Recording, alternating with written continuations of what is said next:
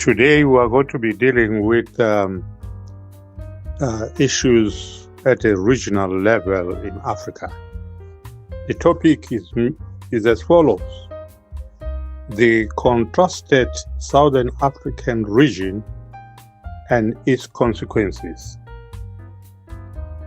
Here we want to observe that last month, for instance, Malawi was experiencing a crippling drought which threatened agricultural performance, including its main crop, tobacco, which was under the conditions of ever rising.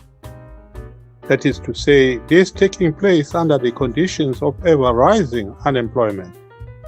As we know, a lot of Malawian youth is in South Africa today as documented and undocumented workers, whatever that means. And there is crippling poverty and a failing state in that country, with ever squabbling political parties leaders and rampant neo-patrimonialism, wherein government, political elites are acting as patrons, using state resources to buy and secure support and loyalty of and from the masses of the people who have been turned, of the people and citizens of the country who have been turned clients. The president of Zambia has just declared a state of drought in the country. This state of drought must be viewed in the context of the country having just completed the restructuring of its sovereign debt that it has defaulted in its schedule to payment. Under these conditions, also, the price of the country's staple crop, that is maize, has been rising, causing increasing hunger among the people of the country. It has fueled rising inflation, which of course is corresponded with lowering of the purchasing power of the kwacha, that is the ability of the Zambian masses or people to acquire their means for livelihoods. Under these conditions, we can say it is not just raining, but pouring. The ability of the Kariba Dam, shared with Zimbabwe, to supply the country with sufficient electricity has severely declined, causing electricity shortages in the country. Now, when you experience general economic downturns, and also supplemented or caused or consequently the decreasing or shortages of electricity, the situation therefore indeed becomes very dire.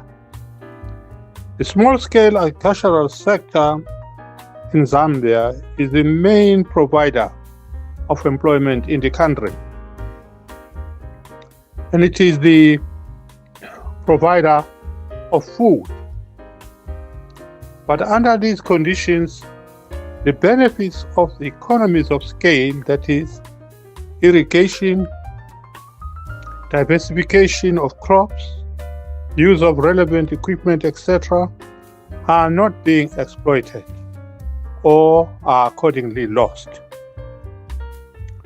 Strategic trust in respect to expanding industrialization and tertiarization of the economy, that is appropriate tertiarization of the economy, the addressing of the agrarian question in terms of the application of appropriate technology, emphasis appropriate technology, within properly sized farming units, leading to rising incomes of owners and workers in the agrarian sector, seem to be missing in the schemes of government economic, technology development, infrastructure, and social development public policy metrics.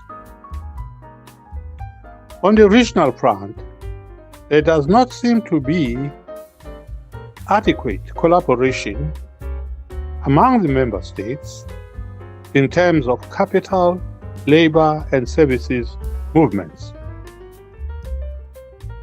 Problems or inadequate policy coordination, e.g., dealing with drought and drench, trade and general supplies, etc.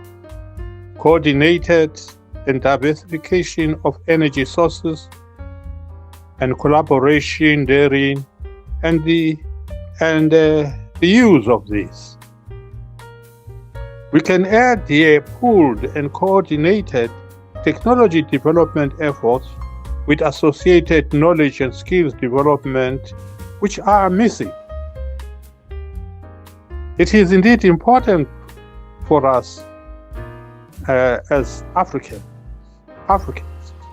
within the region that we must all change the way we look at ourselves, the world, Africa, and the southern region of Africa, if we are indeed going to bring sustainable development and change in this region, continent of Africa, etc.